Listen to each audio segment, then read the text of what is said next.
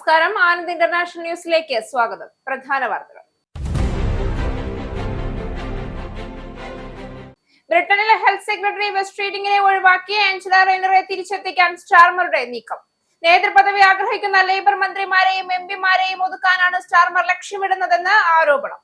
അണിയറ നീക്കങ്ങൾ പുറത്തുവരുന്നത് ടോർഗൺ ആൻഡ് ഡെന്റൽ ഉപതെരഞ്ഞെടുപ്പ് നടക്കാനിരിക്കവേ തനിക്കെതിരെ തിരിയുന്നവരെ പുനഃസംഘടനയുടെ പേരിൽ വെട്ടിനിരത്തി കീർ സ്റ്റാർമർ. തിരഞ്ഞെടുപ്പിൽ ലേബർ പാർട്ടി പരാജയപ്പെടുമെന്ന് പ്രവചനങ്ങൾ. യുകെയിൽ സമ്പദ് വ്യവസ്ഥയ്ക്ക് കൂടുതൽ ദ്രോഹകരമാകുന്ന ഡൊണാൾഡ് ട്രംപിന്റെ പുതിയ താരിഫ് നിർദ്ദേശം തടയുവാൻ ബ്രിട്ടീഷ് പ്രധാനമന്ത്രി സർ കീർ സ്റ്റാർമർ. പ്രതിസന്ധി രൂക്ഷമാകുന്നത് ഗ്ലോബൽ ലെവിയായി 10% താരിഫ് ഏർപ്പെടുത്തുമെന്ന് പറഞ്ഞ ട്രംപ് അത് 15% വർദ്ധിപ്പിച്ച സാഹചര്യത്തിൽ സുപ്രീം കോടതി ഉത്തരവിനെ തുടർന്ന് അമേരിക്കൻ പ്രസിഡന്റ് പുതിയ നിയമം ഉപയോഗിച്ച് വർദ്ധിപ്പിച്ച താരിഫുകൾ ഏർപ്പെടുത്തി. അധിക താരിഫ് ബ്രിട്ടനിൽ നിന്നും യുകെയിലേക്കുള്ള കയറ്റുമതിയെ പ്രതികൂലമായി ബാധിക്കുമെന്ന് സാമ്പത്തിക വിദഗ്ധർ. യുകെയിൽ വിദ്യാഭ്യാസ സമ്പ്രദായം അഴിച്ചുപണിയാനൊരുങ്ങി ലേബർ സർക്കാർ. ബ്രിട്ടനിലെ സ്കൂളിംഗ് സിസ്റ്റത്തിൽ നിന്നും പരമാവധി പേർക്ക് പ്രയോജനം ലഭിക്കുന്ന തരത്തിൽ വ്യാപകമായ അഴിച്ചുപണി നടത്തുമെന്ന് വിദ്യാഭ്യാസ സെക്രട്ടറി ബ്രിജിറ്റ് ഫിലിപ്സൺ. പരിഷ്കാരങ്ങൾ കൊണ്ടുവരുന്നത് ദരിദ്രരായ വിദ്യാർത്ഥികളും ധനികരായ സഹപാഠികളുമായി പഠന വിഷയത്തിൽ ഉണ്ടാകുന്ന വിടവ് നികത്താനെന്ന് മന്ത്രിമാർ. തങ്ങളുടെ കുട്ടികൾ പിന്തള്ളപ്പെടുമോ എന്ന ആശങ്കയിൽ മാതാപിതാക്കൾ. ഇറാനുമായുള്ള ആണവ കരാർ സാധ്യതകളെ കുറിച്ചുള്ള ചർച്ചകൾ തുടരുന്നതിനിടയിൽ പശ്ചിമേഷ്യയിലേക്ക് സൈനിക വിമാനങ്ങളുടെ നീക്കം വർദ്ധിപ്പിച്ച് US. യുകെയിലെ റാഫ്ലേക്കൻ ഹീത്ത്, വിർജീനിയയിലെ joint base Langley Eustis എന്നിവിടങ്ങളിൽ നിന്നുള്ള F-15E സ്ട്രൈക്ക് ഈഗിളുകൾ, F-22 റാപ്റ്ററുകൾ എന്നിവയും വിന്യസിപ്പിച്ച് അമേരിക്ക. ഇറാന്റെ തീരത്തേക്ക് ഉദ്യോഗസ്ഥരെയും വെടിക്കോപ്പുകളും ഉപകരണങ്ങളും വഹിച്ചുള്ള വിമാനങ്ങളുടെ നിരന്തരമായ നീക്കം ശക്തമാക്കി അമേരിക്ക. ഇറാനും US തമ്മിലുള്ള 3ാം ഘട്ട ആണവ ചർച്ച വ്യാഴാഴ്ച ജനീവയിൽ. US പ്രസിഡന്റ് ഡൊണാൾഡ് ട്രംപിന്റെ ഫ്ലോറിഡയിലെ പാം ബീച്ചിലുള്ള വസതിയിൽ വെടിവയ്പ്. അതീവ സുരക്ഷാ മേഖലയിൽ തോക്കുമായി നുഴഞ്ഞു കയറിയത് നോർത്ത് കാരോലിന സ്വദേശിയായ ഓസ്റ്റിൻ ടക്കർ മാർട്ടിൻ. വെടിവയ്പ് നടക്കുമ്പോൾ ട്രംപും ഭാര്യ മെലാനിയയും സ്ഥലത്തുണ്ടായിരുന്നില്ല. അക്രമി എത്തിയ സംഭവം സ്ഥിരീകരിച്ചത് US സീക്രട്ട് സർവീസ് വക്താവ് ആന്റണി ഗ്ലുഗ്ലി LB. ഇന്ത്യയും US തമ്മിലുള്ള ഇടക്കാല വ്യാപാര കരാറിന്റെ ഉള്ളടക്കം സംബന്ധിച്ച അനിശ്ചിതത്വം തുടരുന്നു. പ്രതിസന്ധി ഉണ്ടായത് ഇരു രാജ്യത്തിന്റെയും ചീഫ് നെഗോഷിയേറ്റർമാർ തമ്മിൽ വാഷിംഗ്ടണിൽ നടത്താനിരുന്ന 3 ദിവസത്തെ ചർച്ച മാറ്റിവെച്ചതോടെ. തീരുമാനം ഇന്ത്യ ഉൾപ്പെടെ വിവിധ രാജ്യങ്ങൾക്ക് പ്രസിഡന്റ് ഡൊണാൾഡ് ട്രംപ് ചുമത്തിയ ഇറക്കുമതി തീരുവ US സുപ്രീം കോടതി മരവിപ്പിച്ച പശ്ചാത്തലത്തിൽ വിചിത്ര പ്രഖ്യാപനവുമായി ബീഹാർ ഉപമുഖ്യമന്ത്രി. ബീഹാറിലെ സ്കൂൾ കോളേജ് പരിസരങ്ങളിൽ മത്സ്യവും മാംസവും അനധികൃതമായി വിൽക്കുന്നത് നിരോധിക്കുമെന്ന് ഉപമുഖ്യമന്ത്രി വിജയ് സിൻഹ. തീരുമാനം കുട്ടികളിലെ അക്രമവാസന ഒഴിവാക്കാനും ആരോഗ്യം സംരക്ഷിക്കാനുമെന്ന് മന്ത്രി. റോഡരികിലെ കടകളിൽ വഴിയാത്രക്കാർ കാണുന്ന രീതിയിൽ മത്സ്യവും മാംസവും പ്രദർശിപ്പിക്കാൻ പാടില്ല എന്നും സർക്കാർ ഇതിനായി ചട്ടങ്ങൾ രൂപീകരിക്കണമെന്നും ബീഹാർ ഉപമുഖ്യമന്ത്രി. തിരഞ്ഞെടുപ്പ് പ്രചരണത്തിനായി ഔദ്യോഗിക സംവിധാനങ്ങളെ മുഴുവൻ സർക്കാർ ദുരുപയോഗം ചെയ്യുകയാണെന്ന് പ്രതിപക്ഷ നേതാവ് VD സതീശൻ. ജീവനക്കാരുടെ ശമ്പളം നൽകുന്ന സ്പാർക്കിൽ നിന്നും മുഖ്യമന്ത്രിയുടെ ഓഫീസിലെ സോഷ്യൽ മീഡിയ വിഭാഗമാണ് ഡേറ്റ മോഷണം നടത്തിയതെന്നും കേസെടുത്ത് അന്വേഷണം നടത്തണമെന്നും സതീശൻ. നീക്കത്തെ രാഷ്ട്രീയമായും നിയമപരമായും നേരിടുമെന്ന് പ്രതിപക്ഷ നേതാവ്. തിരഞ്ഞെടുപ്പ് പ്രചരണത്തിനായി കോടികളാണ് ഇതിനായി PRD മുടക്കുന്നതെന്നും VD സതീശൻ. വാർത്തകൾ വിശദമായി. തന്റെ കസേര ലക്ഷ്യമിട്ടവരെ വീഴ്ത്താനുള്ള നീക്കങ്ങൾ പ്രധാനമന്ത്രി കീർ സ്റ്റാർമർ സജീവമാക്കിയതായി മാധ്യമങ്ങൾ. നേതൃപദവി ആഗ്രഹിക്കുന്ന ലേബർ മന്ത്രിമാരെയും എംപിമാരെയും ഒതുക്കാനാണ് സ്റ്റാർമർ ലക്ഷ്യമിടുന്നതെന്നാണ് ആരോപണം. ഇതിന്റെ ഭാഗമായുള്ള പട്ടികയിൽ ആദ്യത്തെ പേര് ഹെൽത്ത് സെക്രട്ടറി കീർ സ്റ്റാർമറുടേതാണ് എന്നാണ് റിപ്പോർട്ട്. വെസ്ട്രീറ്റിംഗിനെ പുറത്താക്കാൻ പ്രധാനമന്ത്രി പദ്ധതിയിടുന്നു എന്നാണ് ആരോപണം. ഹെൽത്ത് സെക്രട്ടറിയെ പുറത്താക്കുന്നതിനൊപ്പം മുൻ ഉപപ്രധാനമന്ത്രി ആഞ്ചല റെയ്നറെ തിരിച്ചെത്തിക്കാനും സ്റ്റാർമർ ആലോചിക്കുന്നുവെന്നാണ് വിവരം. ഇരുവരും നേതൃപദവിക്കായി ശ്രമിക്കുന്നുവെന്ന വാദങ്ങൾ നിലനിൽക്കുമ്പോഴാണ് ഈ നീക്കം. വ്യാഴാഴ്ച ഗോർഡൻ ആൻഡ് ഡെന്റൽ ഉപതെരഞ്ഞെടുപ്പ് നടക്കാനിരിക്കവെയാണ് അണിയറ നീക്കങ്ങൾ പുറത്തുവരുന്നത്. തനിക്കെതിരെ തിരിയുന്നവരെ പുനഃസംഘടനയുടെ പേരിൽ ഒതുക്കാനുള്ള ശ്രമമാണ് സ്റ്റാർമർ നടത്തുന്നതെന്ന് ഒരു ലേബർ MP ആരോപിച്ചു. തിരഞ്ഞെടുപ്പിൽ ലേബർ പരാജയപ്പെടുമെന്നാണ് പ്രവചനങ്ങൾ. ഈ മാസം ആദ്യം തലനാരിഴയ്ക്ക് ഒഴിവായ നേതൃപോരാട്ടത്തിന് ഊർജ്ജം പകർന്ന നീക്കമാകും സ്ട്രീറ്റിംഗിന്റെ പുറത്താക്കൽ എന്നത് മറ്റൊരു MP മുന്നറിയിപ്പ് നൽകി. UK സമ്പദ് വ്യവസ്ഥയ്ക്ക് കൂടുതൽ ദ്രോഹകരമാകുന്ന ഡൊണാൾഡ് ട്രംപിന്റെ പുതിയ താരിഫ് നിർദ്ദേശം തടയുവാൻ വെപ്രാളപ്പെടുകയാണ് ബ്രിട്ടീഷ് പ്രധാനമന്ത്രി സർ കീർ സ്റ്റാർമർ. ട്രംപിന്റെ വർദ്ധിപ്പിച്ച താരിഫുകൾ റദ്ദാക്കിക്കൊണ്ട് കഴിഞ്ഞ വെള്ളിയാഴ്ച സുപ്രീം കോടതി ഉത്തരവിറക്കിയതിനെ തുടർന്നുള്ള പ്രതികരണമായിട്ടായിരുന്നു അമേരിക്കൻ പ്രസിഡന്റ് പുതിയ നിയമം ഉപയോഗിച്ച് വർദ്ധിപ്പിച്ച താരിഫുകൾ ഏർപ്പെടുത്തിയത്. നേരത്തെ ഗ്ലോബൽ ലെവിയായി 10% താരിഫ് ഏർപ്പെടുത്തുമെന്ന് പറഞ്ഞ ട്രംപ് പിന്നീട് ശനിയാഴ്ച അത് 15% വർദ്ധിപ്പിച്ചിരുന്നു. ഇത് അമേരിക്കൻ നീതിന്യായ സംവിധാനം ഇക്കാര്യത്തിൽ ഇടപെടുന്നതിന് മുൻപുണ്ടായിരുന്നതിനേക്കാൾ കൂടുതൽ തുക താരിഫായി നൽകാൻ പലരെയും നിർബന്ധിതരാക്കുമെന്ന് വ്യാപാര മേഖല ചൂണ്ടിക്കാണിച്ചിരുന്നു. ഉദാഹരണത്തിന് നേരത്തെ UK യിൽ നിന്നുള്ള ചരക്കുകൾക്കുമേൽ 10% താരിഫായിരുന്നു ചുമത്തിയിരുന്നത്. അതേസമയം പ്രധാനമന്ത്രിയുമായി നടത്തിയ ചർച്ചകൾക്ക് ശേഷം തീരുമാനമെടുത്ത ഉരുക്ക്, കാറുകൾ, ഫാർമസ്യൂട്ടിക്കൽ എന്നിവയെ ഈ വർധനവ് ബാധിക്കില്ല എന്നാണ് ബ്രിട്ടീഷ് അധികൃതർ പ്രതീക്ഷിക്കുന്നത്. എന്നാൽ ഇക്കാര്യത്തിൽ ഇതുവരെ ഒരു വ്യക്തത കൈവന്നിട്ടില്ല. അതിനു പുറമെ chlorinated chicken, pharmaceutical, cost, textile സ്ഥാപനങ്ങൾ എന്നിവയുമായി ബന്ധപ്പെട്ട് കൂടുതൽ ഇളവുകൾക്കായി ബ്രിട്ടന് മേൽ അമേരിക്ക സമ്മർദ്ദം ചെലുത്തുന്നുണ്ട്. അമേരിക്കൻ പ്രസിഡന്റിന്റെ പ്ലാൻ ബി പദ്ധതികൾ ബ്രിട്ടീഷ് സമ്പദ്വ്യവസ്ഥയെ പ്രതികൂലമായി ബാധിക്കുമെന്നാണ് ഈ രംഗത്തുള്ളവർ പറയുന്നത്. എക്കണോമിക് പ്രോസ്പെരിറ്റി ഡീലിൽ ഉൾപ്പെടാത്ത വൈവിധ്യമാർന്ന റേഞ്ചിലുള്ള ഉൽപ്പന്നങ്ങൾക്ക് മേൽ ചുമത്തുന്ന 5% അധിക താരിഫ് ബ്രിട്ടനിൽ നിന്നും UK യിലേക്കുള്ള കയറ്റുമതിയെ പ്രതികൂലമായി ബാധിക്കുമെന്ന് ഇവർ ചൂണ്ടിക്കാണിക്കുന്നു. ബ്രിട്ടനിലെ സ്കൂളിംഗ് സിസ്റ്റത്തിൽ നിന്നും പരമാവധി പേർക്ക് പ്രയോജനം ലഭിക്കുന്ന തരത്തിൽ വ്യാപകമായ അഴിച്ചുപണി നടത്തുമെന്ന് വിദ്യാഭ്യാസ സെക്രട്ടറി ബ്രിജിറ്റ് ഫിലിപ്സൺ അവകാശപ്പെടുന്നു. അതേസമയം തങ്ങളുടെ കുട്ടികൾ പിന്തള്ളപ്പെടുമോ എന്ന ആശങ്കയിലാണ് ചില മാതാപിതാക്കൾ. ദരിദ്രരായ വിദ്യാർത്ഥികളും ധനികരായ സഹപാഠികളുമായി പഠന വിഷയത്തിൽ ഉണ്ടാകുന്ന വിടവ് നികത്തിക്കൊണ്ടുവരിക എന്ന ഉദ്ദേശത്തോടെയാണ് പരിഷ്കാരങ്ങൾ കൊണ്ടുവരുന്നതെന്ന് മന്ത്രിമാർ അവകാശപ്പെടുന്നു. ഇരു വിഭാഗങ്ങൾക്കിടയിൽ നിലനിൽക്കുന്ന ഡിസഡ്വാൻറ്റേജ് ഗ്യാപ്പ് സെക്കൻഡറി സ്കൂളിന്റെ അവസാനത്തോടെ പകുതിയാകും. ഒരു കുട്ടി വരുന്ന പശ്ചാത്തലവും അവന്റെ പഠന നേട്ടങ്ങളും തമ്മിലുള്ള ബന്ധം ഇല്ലാതാക്കുന്നതായിരിക്കും ഈ പരിഷ്കാരങ്ങൾ എന്നാണ് വിദ്യാഭ്യാസ സെക്രട്ടറി അവകാശപ്പെടുന്നത്. ഏത് പശ്ചാത്തലത്തിൽ നിന്ന് വരുന്ന കുട്ടികളാണെങ്കിലും സമർത്ഥരായവർക്ക് അർഹിക്കുന്ന വിജയം ലഭിക്കുന്നു എന്ന് ഉറപ്പാക്കാനുള്ള പരിഷ്കാരമാണിത്. എല്ലാവർക്കും ഒരേ രീതിയിലുള്ള വിദ്യാഭ്യാസം എന്നത് പല കുട്ടികൾക്കും അർഹതപ്പെട്ടത് നേടാൻ കഴിയാതെ പോകുന്നതായി അവർ ചൂണ്ടിക്കാട്ടി. പ്രത്യേക ആവശ്യങ്ങളുള്ള കുട്ടികളെയും ദരിദ്രരെയും ഉൾക്കൊള്ളാൻ കഴിയുന്നതായിരിക്കണം വിദ്യാഭ്യാസ മേഖല എന്നും അവർ പറയുന്നു. ഡിസഡ്വാൻറ്റേജ് ഫണ്ട് എങ്ങനെ വിതരണം ചെയ്യണമെന്നതിനെ കുറിച്ചും വിദ്യാഭ്യാസ മേഖലയിലെ പരിഷ്കരണങ്ങളുമായി ബന്ധപ്പെട്ട് പുറത്തിറക്കുന്ന ധവളപത്രത്തിൽ വ്യക്തമായ നിർദ്ദേശമുണ്ടാകും. സൗജന്യ ഭക്ഷണത്തിനുള്ള യോഗ്യത മാത്രം പരിഗണിക്കാതെ കുടുംബത്തിലെ വരുമാനം, ഡിസഡ്വാൻറ്റേജ്, കാലാവധി, ഭൂമിശാസ്ത്രപരമായ സ്ഥാനം എന്നീ ഘടകങ്ങൾ കൂടി പരിഗണിച്ചായിരിക്കും ഇതിലൊരു തീരുമാനമെടുക്കുക. ഇത് സ്കൂളുകളുടെ ഭരണ നിർവഹണ ഭാരം കുറയ്ക്കുമെന്നും അർഹിക്കുന്ന വിദ്യാർത്ഥികളിലേക്ക് സഹായം എത്തുമെന്ന് ഉറപ്പാക്കുകയും ചെയ്യുമെന്നും അവർ പറയുന്നു. അതേസമയം special education needs and disabilities പദ്ധതിയിൽ വരുത്തുന്ന ചില മാറ്റങ്ങൾ കഴിഞ്ഞയാഴ്ച ചോർന്നിരുന്നു. തങ്ങളുടെ കുട്ടികൾക്ക് ലഭിക്കുന്ന സഹായം കുറയുമോ എന്ന ആശങ്ക ഇത് മാതാപിതാക്കളിൽ ഉണ്ടാകാൻ കാരണമായിട്ടുണ്ട്. UK യിലെ ഉന്നത വിദ്യാഭ്യാസ മേഖലയിൽ സ്റ്റുഡന്റ് ലോൺ സംബന്ധിച്ച ചർച്ചകൾ പുതിയ തലത്തിലേക്ക്. നിലവിലെ വായ്പാ തിരിച്ചടവ് രീതികൾ നീതിയുക്തവും യുക്തിസഹവുമാണെന്നാണ് ചാൻസലർ റേച്ചൽ റീവ്സ് അവകാശപ്പെടുമ്പോൾ ഇത് ധാർമ്മികമായി ശരിയല്ല എന്ന കടുത്ത വിമർശനവുമായി ധനകാര്യ വിദഗ്ധർ രംഗത്തെത്തിയിട്ടുണ്ട്. 2026 മുതൽ ട്യൂഷൻ ഫീസിലും തിരിച്ചടവ് വ്യവസ്ഥകളിലും വരാനിരിക്കുന്ന മാറ്റങ്ങൾ വിദ്യാർത്ഥികളെയും രക്ഷിതാക്കളെയും ഒരുപോലെ ആശങ്കയിലാഴ്ത്തുന്നു. UK സ്റ്റുഡന്റ് ലോൺ പ്രധാനമായും 2 ഭാഗങ്ങളായാണ് ലഭിക്കുന്നത്. പഠിക്കുന്ന കോഴ്സിന്റെ വാർഷിക ഫീസ് അടയ്ക്കാൻ ട്യൂഷൻ ഫീ ലോൺ നേരിട്ട് സർവകലാശാലയ്ക്കാണ് നൽകുന്നത്. മെയിൻ്റനൻസ് ലോൺ, താമസം, ഭക്ഷണം, പുസ്തകങ്ങൾ തുടങ്ങിയ ചെലവുകൾക്കായി നൽകുന്നത് വിദ്യാർത്ഥിയുടെ ബാങ്ക് അക്കൗണ്ടിലേക്കാണ് വരുന്നത്. ഇംഗ്ലണ്ടിലും വെയിൽസിലും 9,535 പൗണ്ടും, നോർത്തേൺ അയർലൻഡിൽ 4,855 പൗണ്ടും, 9,535 പൗണ്ട്, സ്കോട്ട്ലൻഡിൽ സ്കോട്ടിഷ് വിദ്യാർത്ഥികൾക്ക് പഠനം സൗജന്യവും മറ്റുള്ളവർക്ക് 9,535 പൗണ്ടുമാണ് പ്രതിവർഷം ട്യൂഷൻ ഫീസ്. മെയിൻ്റനൻസ് ലോൺ എന്നത് മീൻസ് ടെസ്റ്റഡ് ആണ്. അതായത് വിദ്യാർത്ഥിയുടെ കുടുംബത്തിന്റെ വാർഷിക വരുമാനം എത്രയാണോ അതനുസരിച്ചായിരിക്കും തുക നിശ്ചയിക്കുക. ഇത് ലണ്ടന് പുറത്ത് താമസിക്കുന്നവർക്ക് 10,544 പൗണ്ടും വെയിൽസിൽ 11,345 പൗണ്ടും വരെ താമസ ചെലവും മെയിൻ്റനൻസ് ഗ്രാന്റുമായി ലഭിക്കാം. കൂടാതെ തിരിച്ചടക്കേണ്ടാത്ത മെയിൻ്റനൻസ് ഗ്രാന്റും വെയിൽസ് സർക്കാർ നൽകുന്നുണ്ട്. സ്കോട്ട്ലൻഡ്, നോർത്തേൺ അയർലൻഡ് യഥാക്രമം 9,400 പൗണ്ട്, 8,132 പൗണ്ട് എന്നിങ്ങനെയാണ് വായ്പാ പരിധി. 2028 മുതൽ ഇംഗ്ലണ്ടിൽ കുറഞ്ഞ വരുമാനമുള്ള കുടുംബങ്ങളിലെ വിദ്യാർത്ഥികൾക്കായി 1000 പൗണ്ട് വരെയുള്ള മെയിൻ്റനൻസ് ഗ്രാന്റുകൾ പുനഃസ്ഥാപിക്കാൻ സർക്കാർ തീരുമാനിച്ചിട്ടുണ്ട്. ഏത് രാജ്യത്തിന്റെ വ്യവസായ നയത്തെ പിന്തുണയ്ക്കുന്ന കോഴ്സുകൾക്ക് മാത്രമായിരിക്കും. പഠനം പൂർത്തിയാക്കി ഒരു നിശ്ചിത തുകയ്ക്ക് മുകളിൽ ശമ്പളം ലഭിച്ചു തുടങ്ങുമ്പോൾ മാത്രമേ ലോൺ തിരിച്ചടക്കേണ്ടതുള്ളൂ. ശമ്പളത്തിൽ നിന്ന് നികുതി പോലെ തന്നെ തുക സ്വയമേ കുറയ്ക്കുന്നതാണ് രീതി. വിദ്യാർത്ഥി സമ്പാദിക്കുന്ന തുക ഈ പരിധിക്ക് മുകളിലാണെങ്കിൽ ആ അധിക തുകയുടെ 9% തിരിച്ചടക്കേണ്ടത്.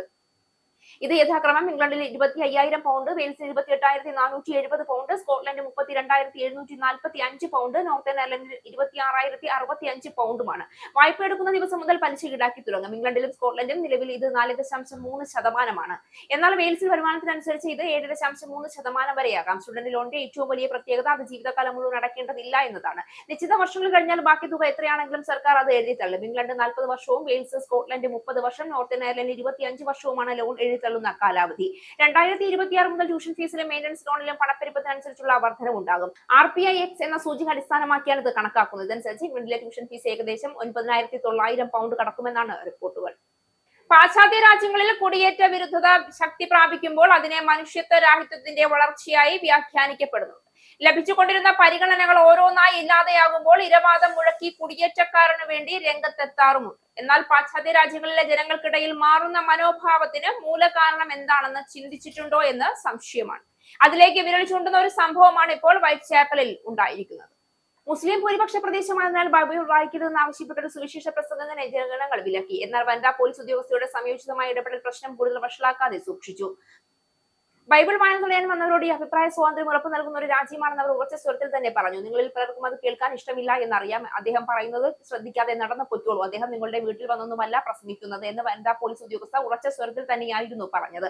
അപ്പോഴാണ് കറുത്ത സർജിക്കൽ മാസ്ക് ധരിച്ചെത്തിയ ഒരു പുരുഷനെത്തിയ പോലീസ് ഉദ്യോഗസ്ഥ ഇത് വൈറ്റ്ചാപ്പലാണെന്നും ഒരു മുസ്ലിം ഭൂരിപക്ഷ പ്രദേശമാണെന്നും ഓർമ്മിപ്പിക്കുന്നത്. ഈ സംഭവത്തിന്റെ വീഡിയോ പ്രചരിക്കാൻ തുടങ്ങിയതോടെ വനിതാ പോലീസ് ഉദ്യോഗസ്ഥയെ അഭിനന്ദിച്ചുകൊണ്ടുള്ള പോസ്റ്റുകളുടെ പ്രവാഹമാണ് സമൂഹ മാധ്യമങ്ങളിൽ. സാഹചര്യം വളരെ സമർത്ഥമായി കൈകാര്യം ചെയ്തു എന്ന് ഭൂരിഭാഗം പേരും പറയുന്നു. അവരെ തികഞ്ഞ മനസാന്നിധ്യത്തോടെ കൈകാര്യം ചെയ്താണ് ശാന്തമാക്കിയത്. ഇക്കഴിഞ്ഞ തിങ്കളാഴ്ചയാണ് സംഭവം നടന്നത് എന്നാണ് അറിയാൻ സാധിക്കുന്നത്. പടിഞ്ഞാറൻ യൂറോപ്പിലെ തന്നെ ഏറ്റവും വലിയ മോസ്കുകളിലൊന്നായ ഈസ്റ്റ് ലണ്ടൻ മോസ്കിൽ നിന്നും അല്പം അകലെയാണ് സംഭവം നടന്നത്. മൈക്രോഫോണിലൂടെ ഒരു പുരുഷൻ ബൈബിൾ വാക്യങ്ങൾ പറയുന്നത് സമൂഹ മാധ്യമങ്ങളിൽ ലഭ്യമായ ദൃശ്യങ്ങളിൽ കാണാം. അതിനിടയിൽ ഒരാൾ യേശുവിനെ കുറിച്ച് സംസാരിച്ചാൽ മതി, മുഹമ്മദിനെ കുറിച്ച് സംസാരിക്കരുതെന്ന് പറയുന്നത് കേൾക്കാം. മറ്റൊരാൾ നിങ്ങളുടെ ദൈവം ഒരു യഹൂദനാണെന്ന് ആക്ഷേപിക്കുന്നതും കേൾക്കാം. സുവിശേഷ പ്രസംഗൻ ഇസ്ലാം മതത്തെ ആക്ഷേപിക്കുകയും അവഹേളിക്കുകയും ചെയ്യുന്ന രീതിയിൽ സംസാരിച്ചപ്പോഴാണ് ഇടപെട്ടതെന്ന് ചില പ്രദേശവാസികൾ പറയുന്നു. എന്നാൽ അക്കാര്യം സുവിശേഷ പ്രസംഗങ്ങൾ നിഷേധിക്കുകയാണ്. ഖുറാനിൽ നിന്നുള്ള ചില വാക്യങ്ങൾ ഉദ്ധരിക്കുക മാത്രമാണ് താൻ ചെയ്തതെന്ന് അയാൾ പറയുന്നു. അതിനിടയിലാണ് വനിതാ പോലീസ് ഉദ്യോഗസ്ഥർ ഇടപെട്ട രംഗം ശാന്തമാക്കിയത്. ഏറ്റവും പുതിയ സെൻസസ് അനുസരിച്ച് വൈറ്റ്ചാപ്പലിലെ മൊത്തം 18,841 പേരിൽ 52.2% പേർ മുസ്ലിങ്ങളാണ്. ഇറാനുമായുള്ള ആണവ കരാർ സാധ്യതകളെ കുറിച്ചുള്ള ചർച്ചകൾ ദുർബലമായി തുടരുന്നതിനിടയിൽ പശ്ചിമേഷ്യയിലേക്ക് സൈനിക വിമാനങ്ങളുടെ നീക്കം വർദ്ധിപ്പിച്ച് US. ഫ്ലൈറ്റ് ട്രാക്കിംഗ് ഡേറ്റ അനുസരിച്ച് ഈ മേഖലയിലേക്ക് ഉദ്യോഗസ്ഥരെയും വെടിക്കോപ്പുകളും ഉപകരണങ്ങളും വഹിച്ചുള്ള വിമാനങ്ങളുടെ നിരന്തരമായ നീക്കം വ്യക്തമാണ്. വിമാനങ്ങളുടെ ഗതാഗതം നിരീക്ഷിക്കുന്ന ഫ്ലൈറ്റ് റഡാർ പങ്കുവച്ച വീഡിയോ ഒരു ആഗോള ഭൂപടത്തിൽ നിന്ന് ആരംഭിക്കുന്നു. അത് US-ലേക്കും പശ്ചിമേഷ്യയിലേക്കും സൂം ചെയ്യുന്നു. US ബേസുകളിൽ നിന്ന് പുറപ്പെടുന്ന ഫൈറ്റർ ജെറ്റുകൾ, റിഫ്യൂവലിംഗ് ടാങ്കറുകൾ, ട്രാൻസ്പോർട്ട് വിമാനങ്ങൾ എന്നിവയെ പ്രതിനിധീകരിക്കുന്ന ഐക്കണുകൾ സ്ക്രീനിൽ പ്രദർശിപ്പിക്കുന്നു. അറ്റ്ലാന്റിക്കിന് കുറുകെയുള്ള ഡിജിറ്റൽ എയർ ബ്രിഡ്ജായി ഉപയോഗിക്കുന്ന യൂറോപ്പിലൂടെയും മെഡിറ്ററേനിയനിലൂടെയും കടന്നു പോകുന്ന വിമാനങ്ങളുടെ സഞ്ചാരപാതകൾ ഒരു നിരന്തര പ്രവാഹമായി കാണാം. നിരവധി തരം ഫൈറ്റർ ജെറ്റുകൾ വിന്യസിച്ചിട്ടുണ്ട്. Air and space forces report അനുസരിച്ച് Spangdahlem air base, Germany Aviano air base, Italy McEntire joint national guard base, South Carolina എന്നിവരിൽ നിന്നുള്ള F-16 ഫൈറ്റിംഗ് ഫാൽക്കണുകൾ പശ്ചിമേഷ്യയിലേക്ക് നീങ്ങിയിട്ടുണ്ട്. UK-യിലെ റാഫ് ലേക്കൺ ഹീത്ത്, വിർജീനിയയിലെ joint base Langley Eustis എന്നിവിടങ്ങളിൽ നിന്നുള്ള F-15 ഈ സ്ട്രൈക്ക് ഈഗിളുകൾ, F-22 റാപ്റ്ററുകൾ എന്നിവയും വിന്യസിച്ചിട്ടുണ്ട്. കഴിഞ്ഞ വർഷത്തെ ഓപ്പറേഷൻ മിഡ്നൈറ്റ് ഹാമർ ഉൾപ്പെടെ ഇറാനിയൻ ആണവ കേന്ദ്രങ്ങളിലെയും പ്രത്യേക ഓപ്പറേഷനുകളിലെയും ആക്രമണങ്ങളിൽ ഈ വിമാനങ്ങൾ മുമ്പ് പങ്കെടുത്തിട്ടുണ്ട്. US RC-135 rebate joint intelligence വിമാനങ്ങളും P-8 പോസൈഡൺ മാരിടൈം പട്രോൾ വിമാനങ്ങളും പോലുള്ള സഹായ വിമാനങ്ങൾ നീക്കി. സുരക്ഷാപരമായ കാരണങ്ങളാൽ ചില RC-135 വിമാനങ്ങൾ ഗ്രീക്ക് ദ്വീപായ ക്രീറ്റിലേക്ക് മാറ്റിയിട്ടുണ്ട്. മറ്റുള്ള ഫ്ലോറിഡയിൽ നിന്ന് പുറപ്പെടുന്നു. ഒന്നിലധികം ഇന്ധനം നിറയ്ക്കുന്ന വിമാനങ്ങൾ, എയർബോൺ കമാൻഡ് ആൻഡ് കൺട്രോൾ വിമാനങ്ങൾ, ഇലക്ട്രോണിക് കമ്മ്യൂണിക്കേഷൻ വിമാനങ്ങൾ എന്നിവയും വിന്യാസത്തിൽ ചേരുന്നുണ്ട്. ഇറാനും US-ഉം തമ്മിലുള്ള മൂന്നാം ഘട്ട ആണവ ചർച്ച വ്യാഴാഴ്ച ജനീവയിൽ നടക്കുമെന്ന് ഒമാൻ വിദേശകാര്യ മന്ത്രി Sayyid Badr Al Busaidi. US സൈനിക നടപടി ഏതു നിമിഷവും ഉണ്ടായേക്കാമെന്ന അഭ്യൂഹങ്ങൾക്കിടെയാണ് പ്രഖ്യാപനം. കരാർ അന്തിമമാക്കുന്നതിനായി കൂടുതൽ മുന്നോട്ട് പോകാനുള്ള അനുകൂലമായ ശ്രമത്തോടെ US-ഇറാൻ ചർച്ചകൾ വ്യാഴാഴ്ച ജനീവയിൽ നടക്കുമെന്ന് സ്ഥിരീകരിക്കുന്നതിൽ സന്തോഷമുണ്ട് എന്ന് US-ഉം ഇറാനും തമ്മിലുള്ള പരോക്ഷ ചർച്ചകളിൽ മധ്യസ്ഥനായി പ്രവർത്തിക്കുന്ന സയ്യിദ് ബദൽ അൽ ബുസൈദി പറഞ്ഞു. സാമ്പത്തിക ഉപരോധങ്ങൾ പിൻവലിക്കുകയും സമാധാനപരമായ ആണവ സമ്പുഷ്ടീകരണത്തിലുള്ള ഇറാന്റെ അവകാശം അംഗീകരിക്കുകയും ചെയ്താൽ ഒരു കരാറിലെത്താനായി ആണവ പദ്ധതിയിൽ പുതിയ വിട്ടുവീഴ്ചകൾക്ക് ഇറാൻ തയ്യാറാണെന്ന് റോയിട്ടേഴ്സ് റിപ്പോർട്ട് ചെയ്തു. US ചർച്ചയിൽ ഇറാൻ പ്രസിഡന്റ് മസൂദ് പെസഷ്കിയാൻ ശുഭാപ്തി വിശ്വാസം പ്രകടിപ്പിച്ചു. സമീപകാല ചർച്ചകൾ പ്രോത്സാഹനജനകമായ സൂചനകൾ നൽകിയെന്ന് പറഞ്ഞ അദ്ദേഹം സാധ്യമായ ഏത് സാഹചര്യത്തെയും നേരിടാനുള്ള ഇറാന്റെ സന്നദ്ധതയും ചൂണ്ടിക്കാട്ടി. US പ്രസിഡന്റ് ഡൊണാൾഡ് ട്രംപിന്റെ ഫ്ലോറിഡയിലെ പാം ബീച്ചിലുള്ള വസതിയിൽ വെടിവയ്പ്. മാറേലാഗോ എസ്റ്റേറ്റിലെ വസതിയിലാണ് അക്രമി എത്തിയത്. ഇയാളുടെ കയ്യിൽ തോക്കും ഇന്ധനം നിറച്ച ക്യാനും ഉണ്ടായി. US സീക്രട്ട് സർവീസ് വക്താവ് ആന്റണി ഗ്ലുഗ്ലി എൽമിയാണ് അക്രമം നടത്തിയ സംഭവം X-ലൂടെ സ്ഥിരീകരിച്ചത്. അതീവ സുരക്ഷാ മേഖലയിൽ തോക്കുമായി നുഴഞ്ഞുകയറിയത് നോർത്ത് കാരോലിന സ്വദേശിയായ ഓസ്റ്റിൻ ടക്കർ മർട്ടിൻ എന്നാണെന്ന് അധികൃതർ വ്യക്തമാക്കി. തോക്ക് താഴെയിടാൻ സുരക്ഷാ ഉദ്യോഗസ്ഥർ ആവശ്യപ്പെട്ടുവെങ്കിലും വഴങ്ങാതെ വന്നതോടെയാണ് വെടിയുതിർത്തതെന്ന് അധികൃതർ അറിയിച്ചു. ഓസ്റ്റിനെ ഏതാനും ദിവസം മുൻപ് കാണാതിനെ തുടർന്ന് വീട്ടുകാർ പോലീസിൽ പരാതി നൽകിയിരുന്നു. ഞായറാഴ്ച പുലർച്ചെ പ്രാദേശിക സമയം 1:30 സംഭവം. സാധാരണയായി വാരാന്ത്യങ്ങളിൽ ട്രംപ് ഇവിടെ എത്താറുണ്ട്. എന്നാൽ വെടിവയ്പ് ഉണ്ടായപ്പോൾ ട്രംപ് സ്ഥലത്തുണ്ടായിരുന്നില്ല എന്നാണ് റിപ്പോർട്ടുകൾ സൂചിപ്പിക്കുന്നത്. വെടിവയ്പ് നടക്കുമ്പോൾ ട്രംപും ഭാര്യ മെലാനിയയും വാഷിംഗ്ടൺ വൈറ്റ് ഹൌസിലായിരുന്നു. 2024 ഡൊണാൾഡ് ട്രംപിനെതിരെ 2 വട്ടം വധശ്രമം ഉണ്ടായിരുന്നു. പ്രതിയെ അതിവേഗം നേരിട്ട സീക്രട്ട് സർവീസിനെ white house press secretary Karoline Leavitt പ്രശംസിച്ചു. ലോകത്തിലെ തന്നെ ഏറ്റവും അപകടകാരിയായ കുറ്റവാളി, അങ്ങനെയാണ് കുപ്രസിദ്ധ മെക്സിക്കൻ മയക്കുമരുന്ന് മാഫിയ തലവനായ നെമസിയോ ഒസെഗേര സെർവാന്റസ് എന്ന എൽമെൻചോയെ അന്വേഷണ ഏജൻസികൾ വിശേഷിപ്പിച്ചിരിക്കുന്നത്. മെക്സിക്കോയിൽ നിന്ന് അമേരിക്കയിലേക്കും മറ്റു രാജ്യങ്ങളിലേക്കും കൊക്കെയിൻ ഉൾപ്പെടെ കയറ്റുമതി ചെയ്ത് എൽമെൻചോ പടുത്തുയർത്തത് വമ്പൻ സാമ്രാജ്യമായിരുന്നു. ജാലിസ്കോ ന്യൂ ജനറേഷൻ കാർട്ടൽ എന്ന ശക്തമായ മയക്കുമരുന്ന് മാഫിയ സംഘത്തിന്റെ അധിപനായ എൽമെൻചോയെ ഒടുവിൽ മെക്സിക്കൻ സൈന്യം വധിച്ചിരിക്കുകയാണ്. ഞായറാഴ്ച മെക്സിക്കൻ പട്ടണമായ തപാൽപയിൽ നടന്ന ഏറ്റുമുട്ടലിലാണ് എൽമെൻചോ കൊല്ലപ്പെട്ടത്. CJNG-യുടെ ആസ്ഥാനമായ ജാനിസ്കോയിലെ പട്ടണമായ തപാൽപയിൽ നടന്ന ഏറ്റുമുട്ടലിലാണ് എൽമെൻചോ കൊല്ലപ്പെട്ടതെന്ന് മെക്സിക്കൻ അധികൃതർ സ്ഥിരീകരിച്ചു. സൈന്യവുമായി ഉണ്ടായ ഏറ്റുമുട്ടലിനിടെ എൽമെൻചോയ്ക്ക് ഗുരുതരമായി പരിക്കേറ്റെന്ന് തുടർന്ന് മെക്സിക്കോ സിറ്റിയിലെ ആശുപത്രിയിലേക്ക് മാറ്റുന്നതിനിടെ മരണം സംഭവിച്ചു എന്നുമാണ് വിശദീകരണം. ഏറ്റുമുട്ടലിൽ മാഫിയ സംഘങ്ങളായ 9 പേർ കൊല്ലപ്പെട്ടതായാണ് അധികൃതർ പറയുന്നത്. ഏറ്റുമുട്ടലിൽ എൽമെൻചോ ഉൾപ്പെടെ 3 പേർക്കാണ് പരിക്കേറ്റത്. ഇവരെല്ലാം പിന്നീട് മരിച്ചതായി മെക്സിക്കൻ നാഷണൽ ഡിഫൻസ് സെക്രട്ടറി അറിയിച്ചു. CJNG അംഗങ്ങളായ 2 പേരെ സൈന്യം അറസ്റ്റ് ചെയ്തിട്ടുണ്ട്. ഇവരുടെ പക്കലുണ്ടായിരുന്ന ആയുധങ്ങളും പിടിച്ചെടുത്തു.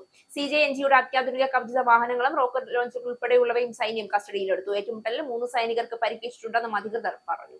ഇനി പൗണ്ട്, യൂറോ, ഡോളർ, രൂപ ഇന്നത്തെ വിനിമയ നിരക്ക്. ഒരു പൗണ്ട് 122.72 ഇന്ത്യൻ രൂപ, ഒരു പൗണ്ട് 1.14 യൂറോ, ഒരു US ഡോളർ 90.77 ഇന്ത്യൻ രൂപ, ഒരു യൂറോ 107.28 ഇന്ത്യൻ രൂപ, ഒരു പൗണ്ട് 1.35 US ഡോളർ, ഒരു കനേഡിയൻ ഡോളർ 66.39 ഇന്ത്യൻ രൂപ. ഇനി ഒരു ഇടവേളയ്ക്ക് ശേഷം നാഷണൽ ന്യൂസ്.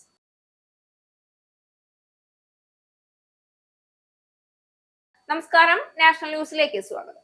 ഇന്ത്യയും US-ഉം തമ്മിൽ തിങ്കളാഴ്ച ആരംഭിക്കേണ്ട ചർച്ച മാറ്റിവെച്ചതോടെ ഇരു രാജ്യങ്ങളും തമ്മിലുള്ള ഇടക്കാല വ്യാപാര കരാറിന്റെ ഉള്ളടക്കം സംബന്ധിച്ച അനിശ്ചിതത്വം തുടരുന്നു.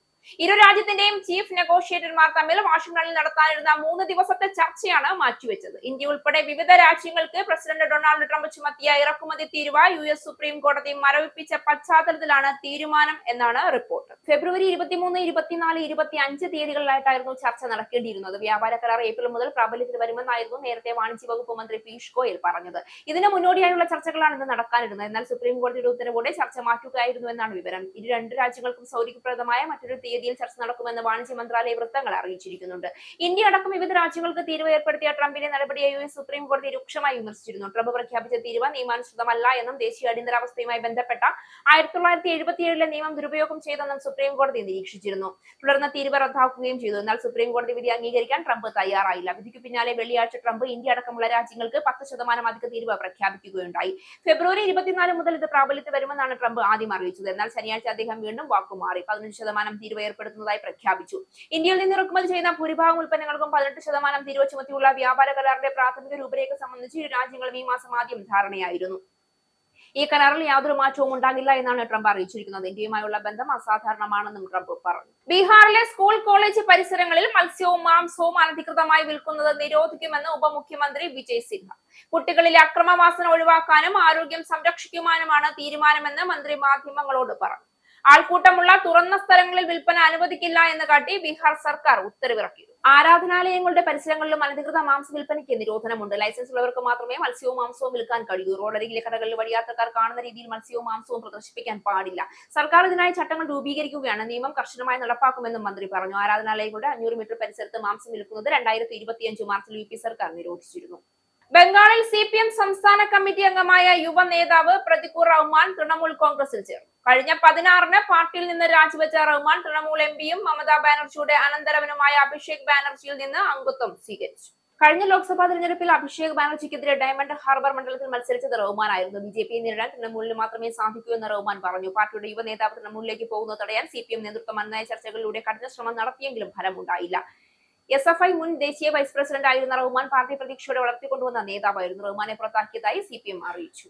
വ്യോമസേനയുടെ തേജസ് യുദ്ധവിമാനം ഈ മാസം ആദ്യം ലാൻഡിങ്ങിനിടെ റൺവേയിൽ നിന്ന് തെന്നിമാറി. വിമാനത്തിന് വലിയ തോതിൽ തകരാർ സംഭവിച്ചു എന്ന് PTI റിപ്പോർട്ട് ചെയ്തു. ബ്രേക്ക് തകരാറിലായതാണ് അപകട കാരണമെന്ന് സംശയിക്കുന്നു. പരിശീലന പറക്കലിന് ശേഷം വ്യോമത്താവളത്തിലേക്ക് മടങ്ങുന്നതിനിടെയായിരുന്നു സംഭവം. പൈലറ്റ് സുരക്ഷിതനാണ്. ഫെബ്രുവരി 7 നടന്ന ഈ അപകടത്തെക്കുറിച്ച് വ്യോമസേന ഔദ്യോഗികമായി ഇതുവരെ പ്രതികരിച്ചിട്ടില്ല. സംഭവത്തെ തുടർന്ന് വിശദമായ സാങ്കേതിക പരിശോധനകൾക്കായി നിലവിലുള്ള 30ഓളം സിംഗിൾ സീറ്റ് തേജസ് വിമാനങ്ങൾ വ്യോമസേന താൽക്കാലികമായി സേവനത്തിൽ നിന്ന് മാറ്റി. 2024 മാർച്ചിൽ ജയ്സൽമേറിന് സമീപം തേജസ് വിമാനം തകർന്നു വീണിരുന്നു. ദുബായ് എയർ ഷോയിലെ പ്രകടനത്തിനിടെ 2025 നവംബറിൽ രണ്ടാമത്തെ വിമാനം തകർന്നു. തേജസ് നിർമ്മാതാക്കളായ ഹിന്ദുസ്ഥാൻ എയറോനോട്ടിക്സ് ലിമിറ്റഡ് വ്യോമസേനയ്ക്ക് നൽകേണ്ട തേജസ് മാർക്ക് 1A പതിപ്പിന്റെ വിതരണം വൈകുന്നതിനിടെയാണ് ഈ പുതിയ തിരിച്ചടി. എഞ്ചിനുകൾ നൽകുന്നതിൽ അമേരിക്കൻ കമ്പനിയായ GE എയറോസ്പേസ് വരുത്തിയ കാലതാമസമാണ് ഈ പ്രതിസന്ധിക്ക് പ്രധാന കാരണം. തിരഞ്ഞെടുപ്പ് പ്രചരണത്തിനായി ഔദ്യോഗിക സംവിധാനങ്ങളെ മുഴുവൻ സർക്കാർ ദുരുപയോഗം ചെയ്യുകയാണെന്ന് പ്രതിപക്ഷ നേതാവ് VD സതീശൻ. ഇതിന്റെ ഭാഗമായാണ് ഡേറ്റ മോഷണമടക്കം നടന്നതെന്നും അദ്ദേഹം ഇടുക്കിയിൽ നടത്തിയ വാർത്താ സമ്മേളനത്തിൽ പറഞ്ഞു. സർക്കാരിന്റെ നീക്കത്തെ രാഷ്ട്രീയമായും നിയമപരമായും നേരിടുമെന്നും അദ്ദേഹം കൂട്ടിച്ചേർത്തു. ജീവനക്കാരുടെ ശമ്പളം നൽകുന്ന സ്പാർക്കിൽ നിന്ന് മുഖ്യമന്ത്രിയുടെ ഓഫീസിലെ സോഷ്യൽ മീഡിയ വിഭാഗമാണ് ഡേറ്റ മോഷണം നടത്തിയിരിക്കുന്നതെന്നും കേസെടുത്ത് അന്വേഷണം നടത്തണമെന്നും സതീശൻ പറഞ്ഞു. വിഷയത്തെ നിയമപരമായി നേരിടുമെന്നും അദ്ദേഹം വ്യക്തമാക്കി. നവകേരള സർവേക്ക് ഡിവൈഎഫ്ഐക്കാർ വോളണ്ടിയർമാരാകണമെന്ന് പാർട്ടിയാണ് സർക്കുലർ ഇറക്കിയത്. ഇതിനുശേഷം അവർക്ക് പണം നൽകാൻ സർക്കാർ ഉത്തരവിട്ടു. നാട്ടുകാരുടെ നികുതി പണം ഉപയോഗിച്ച് സർക്കാരിന്റെ തിരഞ്ഞെടുപ്പ് പ്രചരണം ഡിവൈഎഫ്ഐക്കാരെ കൊണ്ട് ചെയ്യിപ്പിക്കാനുള്ള ശ്രമം കോടതി തടഞ്ഞു. ഇതിനു പുറമെ സർക്കാരിന്റെ നേട്ടങ്ങൾ ട്രൈബൽ കോളനികളിൽ പോയി വിവരിച്ചു കൊടുക്കണമെന്നാണ് പല ജില്ലകളിലെയും ഫോറസ്റ്റ് ഉദ്യോഗസ്ഥർക്ക് നൽകിയിരിക്കുന്ന നിർദ്ദേശം. ഇത്തരത്തിൽ ഔദ്യോഗിക സംവിധാനങ്ങളെ മുഴുവൻ ദുരുപയോഗം ചെയ്തുകൊണ്ട് വ്യാപകമായ തിരഞ്ഞെടുപ്പ് പ്രചരണം നടത്തുകയാണ് സർക്കാർ. കോടികളാണ് ഇതിനായി PRD മുടക്കുന്നത്. വി ഡി സതീശൻ ഇങ്ങനെയാണ് ആവർത്തിച്ചത്. കത്രിക വയറ്റിൽ കുടുങ്ങിയ സംഭവത്തിലും വി ഡി സതീശൻ പ്രതികരിച്ചു. ഒറ്റപ്പെട്ട സംഭവങ്ങൾ വ്യാപകമായി റിപ്പോർട്ട് ചെയ്യപ്പെട്ടുകൊണ്ടിരിക്കുന്നു. ഒറ്റപ്പെട്ട സംഭവങ്ങളിൽ മന്ത്രി നടത്തിയ അന്വേഷണവും ഉത്തരവുകളും അന്വേഷണ റിപ്പോർട്ടുകളും കൂടി ക്രോഡീകരിച്ചാൽ അതിന്റെ വോളിയൂംസ് വെക്കാൻ ഒരു വലിയ ഹാൾ പണിയേണ്ടി വരും. സംസ്ഥാനത്തുടനീളം ഒറ്റപ്പെട്ട സംഭവങ്ങളാണ് എല്ലാ ദിവസവും റിപ്പോർട്ട് ചെയ്യപ്പെട്ടുകൊണ്ടിരിക്കുന്നു എന്നും സതീശൻ കൂട്ടിച്ചേർത്തു. നിയമസഭാ തെരഞ്ഞെടുപ്പിൽ കോഴിക്കോട് ജില്ലയിലെ തിരുവമ്പാടി, പാലക്കാട് ജില്ലയിലെ പട്ടാമ്പി സീറ്റുകൾ വെച്ചുമാറുന്നതിൽ UDF-ൽ ധാരണ. നിലവിൽ മുസ്ലിം ലീഗ് മത്സരിക്കുന്ന തിരുവമ്പാടിയിൽ കോൺഗ്രസും മത്സരിക്കുന്ന പട്ടാമ്പിയിൽ മുസ്ലിം ലീഗും സ്ഥാനാർത്ഥികളെ നിർത്തും. നിലവിൽ LDF-ന്റെ സിറ്റിംഗ് സീറ്റുകളാണ് പട്ടാമ്പിയും മുസ്ലിം ലീഗും. തദ്ദേശ തെരഞ്ഞെടുപ്പിലെ വിജയം, തിരുവമ്പാടിയിൽ ക്രിസ്ത്യൻ സ്ഥാനാർത്ഥി വരണമെന്ന സഭയുടെ താൽപര്യം തുടങ്ങിയവ പരിഗണിച്ചാണ് സീറ്റ് മാറ്റം. നിലമ്പൂർ ഉപതെരഞ്ഞെടുപ്പിൽ UDF സ്ഥാനാർത്ഥിയെ പ്രഖ്യാപിച്ച ഘട്ടത്തിൽ തന്നെ Malappuram DCC president VS Joy നിയമസഭാ തെരഞ്ഞെടുപ്പിൽ തിരുവമ്പാടിയിൽ നിന്ന് മത്സരിക്കുമെന്ന സൂചനകൾ പുറത്തു വന്നിരുന്നു. എന്നാൽ സീറ്റ് വിഭജന ചർച്ചകൾ തുടങ്ങിയപ്പോൾ തിരുവമ്പാടി വെച്ചുമാറുന്ന കാര്യത്തിൽ ആശയക്കുഴപ്പങ്ങളുണ്ടായി. ഇക്കാര്യത്തിൽ ധാരണയായതോടെ VS ജോയ് തന്നെ സ്ഥാനാർത്ഥിയായി എത്തുമെന്ന തരത്തിലാണ് ചർച്ചകൾ പുരോഗമിക്കുന്നത്. KPCC ജനറൽ സെക്രട്ടറി സോണി സെബാസ്റ്റ്യന്റേതാണ് ഉയർന്നു കേൾക്കുന്ന മറ്റൊരു പേര്. ലീഗ് ഏറ്റെടുക്കുന്ന പട്ടാമ്പി സീറ്റിൽ യൂത്ത് ലീഗ് നേതാവായിരുന്ന MA സമദിന്റെ പേരാണ് ഉയരുന്നത്. പുനലൂർ, ചടയമംഗലം, കോങ്ങാട്, ബാലുശ്ശേരി സീറ്റുകൾ വെച്ചുമാറുന്നതിലും ഉടൻ അന്തിമ തീരുമാനമുണ്ടായേക്കും. സൈബർ ആക്രമണത്തിനെതിരെ കോൺഗ്രസ് സഹയാത്രികയും എഴുത്തുകാരിയും പ്രസാധകയുമായ MA ഷഹനാസ് പരാതി നൽകി. മുഖ്യമന്ത്രിയുടെ ഓഫീസിനാണ് ഷഹനാസ് പരാതി നൽകിയത്. തിങ്കളാഴ്ച രാവിലെ മുഖ്യമന്ത്രിയുടെ ഓഫീസിലേക്ക് പരാതി എത്തിക്കുകയായിരുന്നു. രാഹുൽ മങ്കൂട്ടത്തിൽ MLA-യിൽ നിന്നുണ്ടായ മോശം പെരുമാറ്റം തുറന്നു പറഞ്ഞതിന്റെ പേരിൽ തനിക്കെതിരെ സൈബർ ആക്രമണം നടക്കുന്നു എന്നാണ് ഷഹനാസിന്റെ പരാതി. രാഹുൽ മങ്കൂട്ടത്തിന്റെയും ഷാഫി പറമ്പിലിന്റെയും അനുയായിയായ നിബു വർഗീസ് എന്നയാളാണ് സാമൂഹ്യ മാധ്യമങ്ങളിൽ സ്ത്രീത്വത്തെ അവമാനിക്കുന്ന രീതിയിൽ മോശമായ ചിത്രങ്ങളും മറ്റും പ്രചരിപ്പിക്കുന്നതെന്നും പരാതിയിൽ പറയുന്നു. താൻ ഭർത്താവും കുട്ടിയുമായി ജീവിച്ചു വരികയാണ്. സൈബർ ആക്രമണത്തെ തുടർന്ന് താനും കുടുംബവും ആത്മഹത്യയുടെ വക്കീലാണ്. ഈ ട്രോമ താങ്ങാനാവുന്നില്ല എന്നും പരാതിയിലുണ്ട്. നിബു വർഗീസ് എന്നയാളുടെ ഫേസ്ബുക്ക് പ്രൊഫൈൽ ലിങ്കും പോസ്റ്റുകളുടെ ലിങ്കുകളും സഹിതമാണ് ഷഹനാസ് മുഖ്യമന്ത്രിക്ക് പരാതി നൽകിയിട്ടുള്ളത്.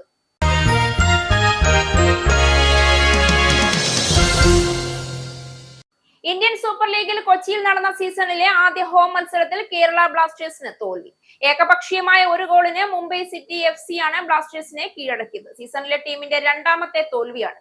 ഇന്ത്യൻ താരം ലാലിയൻ സുവാല ചാങ്തയുടെ ഗോളിലാണ് മുംബൈയുടെ ജയം. ഗോൾ രഹിതമായ ആദ്യ പകുതി കഴിഞ്ഞ രണ്ടാം പകുതിയിലെ 47-ാം മിനിറ്റിലാണ് മുംബൈയുടെ വിജയ ഗോൾ എത്തിയത്. തോൽവിയോടെ ബ്ലാസ്റ്റേഴ്സ് പോയിന്റ് പട്ടികയിൽ 12-ാമതെത്തി. ആദ്യ മത്സരത്തിൽ മോഹൻ ബഗാൻ സൂപ്പർ ജയൻസിനോടായിരുന്നു തോൽവി. 2 ഗോളിനായിരുന്നു അന്ന് പരാജയപ്പെട്ടത്. ആക്രമിച്ചു കളിച്ച ബ്ലാസ്റ്റേഴ്സ് പന്തടക്കത്തിലടക്കം ഗോൾ നീക്കത്തിലുമെല്ലാം മികച്ച മുന്നേറ്റം നടത്തിയെങ്കിലും മുംബൈ പ്രതിരോധത്തിൽ തട്ടിനിന്നു. മത്സരത്തിന്റെ 24-ാം മിനിറ്റിൽ മുംബൈക്ക് അനുകൂലമായി ലഭിച്ച പെനാൽറ്റി ഗോൾ കീപ്പർ ഷെയ്ഖ് തടഞ്ഞു. രണ്ടാം പകുതിയിൽ ഗോൾ വഴങ്ങിയതോടെ ബ്ലാസ്റ്റേഴ്സ് കൂടുതൽ ഉണർന്നു കളിച്ചെങ്കിലും ഗോൾ നേടാനായില്ല. പ്രധാന വാർത്തകൾ ഒരിക്കൽ കൂടി. ബ്രിട്ടനിലെ ഹെൽത്ത് സെക്രട്ടറി വെസ്റ്റ് റീഡിംഗിനെ ഒഴിവാക്കി ആഞ്ചല റെയ്നറെ തിരിച്ചെത്തിക്കാൻ സ്റ്റാർമറുടെ നീക്കം. നേതൃപദവി ആഗ്രഹിക്കുന്ന ലേബർ മന്ത്രിമാരെയും MP-മാരെയും ഒതുക്കാനാണ് സ്റ്റാർമർ ലക്ഷ്യമിടുന്നതെന്ന് ആരോപണം. അണിയറ നീക്കങ്ങൾ പുറത്തുവരുന്നത് ടോർഗൺ ആൻഡ് ഡെന്റൽ ഉപതെരഞ്ഞെടുപ്പ് നടക്കാനിരിക്കവേ തനിക്കെതിരെ തിരിയുന്നവരെ പുനഃസംഘടനയുടെ പേരിൽ വെട്ടിനിരത്തി കീർ സ്റ്റാർമർ. തിരഞ്ഞെടുപ്പിൽ ലേബർ പാർട്ടി പരാജയപ്പെടുമെന്ന് പ്രവചനങ്ങൾ. UK-യിൽ സമ്പദ് വ്യവസ്ഥയ്ക്ക് കൂടുതൽ ദ്രോഹകരമാകുന്ന ഡൊണാൾഡ് ട്രംപിന്റെ പുതിയ താരിഫ് നിർദ്ദേശം തടയുവാൻ ബ്രിട്ടീഷ് പ്രധാനമന്ത്രി സർ കീർ സ്റ്റാർമർ. പ്രതിസന്ധി രൂക്ഷമാകുന്നത് ഗ്ലോബൽ ലെവിയായി 10% താരിഫ് ഏർപ്പെടുത്തുമെന്ന് പറഞ്ഞ ട്രംപ് അത് 15% വർദ്ധിപ്പിച്ച സാഹചര്യത്തിൽ സുപ്രീം കോടതി ഉത്തരവിനെ തുടർന്ന് അമേരിക്കൻ പ്രസിഡന്റ് പുതിയ നിയമം ഉപയോഗിച്ച് വർദ്ധിപ്പിച്ച താരിഫുകൾ ഏർപ്പെടുത്തി. അധിക താരിഫ് ബ്രിട്ടനിൽ നിന്നും UK-യിലേക്കുള്ള കയറ്റുമതിയെ പ്രതികൂലമായി ബാധിക്കുമെന്ന് സാമ്പത്തിക വിദഗ്ധർ. UK-യിൽ വിദ്യാഭ്യാസ സമ്പ്രദായം അഴിച്ചുപണിയാനൊരുങ്ങി ലേബർ സർക്കാർ. ബ്രിട്ടനിലെ സ്കൂളിംഗ് സിസ്റ്റത്തിൽ നിന്നും പരമാവധി പേർക്ക് പ്രയോജനം ലഭിക്കുന്ന തരത്തിൽ വ്യാപകമായ അഴിച്ചുപണി നടത്തുമെന്ന് വിദ്യാഭ്യാസ സെക്രട്ടറി ബ്രിജിറ്റ് ഫിലിപ്സൺ. പരിഷ്കാരങ്ങൾ കൊണ്ടുവരുന്നത് ദരിദ്രരായ വിദ്യാർത്ഥികളും ധനികരായ സഹപാഠികളുമായി പഠന വിഷയത്തിൽ ഉണ്ടാകുന്ന വിടവ് നികത്താനെന്ന് മന്ത്രിമാർ. തങ്ങളുടെ കുട്ടികൾ പിന്തള്ളപ്പെടുമോ എന്ന ആശങ്കയിൽ മാതാപിതാക്കൾ. ഇറാനുമായുള്ള ആണവ കരാർ സാധ്യതകളെ കുറിച്ചുള്ള ചർച്ചകൾ തുടരുന്നതിനിടയിൽ പശ്ചിമേഷ്യയിലേക്ക് സൈനിക വിമാനങ്ങളുടെ നീക്കം വർദ്ധിപ്പിച്ച് US. UK-യിലെ റാഫ്ലേക്കൺ ഹീത്ത്, വിർജീനിയയിലെ joint base Langley Eustis എന്നിവിടങ്ങളിൽ നിന്നുള്ള F-15E സ്ട്രൈക്ക് ഈഗിളുകൾ, F-22 റാപ്റ്ററുകൾ എന്നിവയും വിന്യസിപ്പിച്ച് അമേരിക്ക. ഇറാന്റെ തീരത്തേക്ക് ഉദ്യോഗസ്ഥരെയും വെടിക്കോപ്പുകളും ഉപകരണങ്ങളും വഹിച്ചുള്ള വിമാനങ്ങളുടെ നിരന്തരമായ നീക്കം ശക്തമാക്കി അമേരിക്ക. ഇറാനും US തമ്മിലുള്ള 3ാം ഘട്ട ആണവ ചർച്ച വ്യാഴാഴ്ച ജനീവയിൽ. US പ്രസിഡന്റ് ഡൊണാൾഡ് ട്രംപിന്റെ ഫ്ലോറിഡയിലെ പാം ബീച്ചിലുള്ള വസതിയിൽ വെടിവയ്പ്. അതീവ സുരക്ഷാ മേഖലയിൽ തോക്കുമായി നുഴഞ്ഞു കയറിയത് നോർത്ത് കാരോലിന സ്വദേശിയായ ഓസ്റ്റിൻ ടക്കർ മാർട്ടിൻ. വെടിവയ്പ് നടക്കുമ്പോൾ ട്രംപും ഭാര്യ മെലാനിയയും സ്ഥലത്തുണ്ടായിരുന്നില്ല. അക്രമി എത്തിയ സംഭവം സ്ഥിരീകരിച്ചത് US സീക്രട്ട് സർവീസ് വക്താവ് ആന്റണി ഗ്ലുഗ്ലി LB. ഇന്ത്യയും യുഎസും തമ്മിലുള്ള ഇടക്കാല വ്യാപാര കരാറിന്റെ ഉള്ളടക്കം സംബന്ധിച്ച അനിശ്ചിതത്വം തുടരുന്നു. പ്രതിസന്ധി ഉണ്ടായത് ഇരു രാജ്യത്തിന്റെയും ചീഫ് നെഗോഷിയേറ്റർമാർ തമ്മിൽ വാഷിംഗ്ടണിൽ നടത്താനിരുന്ന 3 ദിവസത്തെ ചർച്ച മാറ്റിവെച്ചതോടെ. തീരുമാനം ഇന്ത്യ ഉൾപ്പെടെ വിവിധ രാജ്യങ്ങൾക്ക് പ്രസിഡന്റ് ഡൊണാൾഡ് ട്രംപ് ചുമത്തിയ ഇറക്കുമതി തീരുവ US സുപ്രീം കോടതി മരവിപ്പിച്ച പശ്ചാത്തലത്തിൽ വിചിത്ര പ്രഖ്യാപനവുമായി ബീഹാർ ഉപമുഖ്യമന്ത്രി. ബീഹാറിലെ സ്കൂൾ കോളേജ് പരിസരങ്ങളിൽ മത്സ്യവും മാംസവും അനധികൃതമായി വിൽക്കുന്നത് നിരോധിക്കുമെന്ന് ഉപമുഖ്യമന്ത്രി വിജയ് സിൻഹ. തീരുമാനം കുട്ടികളിലെ അക്രമവാസന ഒഴിവാക്കാനും ആരോഗ്യം സംരക്ഷിക്കാനുമെന്ന് മന്ത്രി.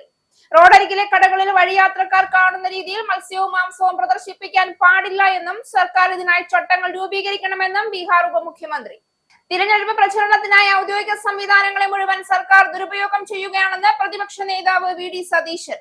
ജീവനക്കാരുടെ ശമ്പളം നൽകുന്ന സ്പാർക്കിൽ നിന്നും മുഖ്യമന്ത്രിയുടെ ഓഫീസിലെ സോഷ്യൽ മീഡിയ വിഭാഗമാണ് ഡേറ്റ മോഷണം നടത്തിയതെന്നും കേസെടുത്ത് അന്വേഷണം നടത്തണമെന്നും സതീശൻ. നീക്കത്തെ രാഷ്ട്രീയമായും നിയമപരമായും നേരിടുമെന്ന് പ്രതിപക്ഷ നേതാവ്. തിരഞ്ഞെടുപ്പ് പ്രചരണത്തിനായി കോടികളാണ് ഇതിനായി PRD മുടക്കുന്നതെന്നും VD സതീശൻ. ഈ ന്യൂസ് ബുള്ളറ്റിൻ അവസാനിച്ചു. നന്ദി.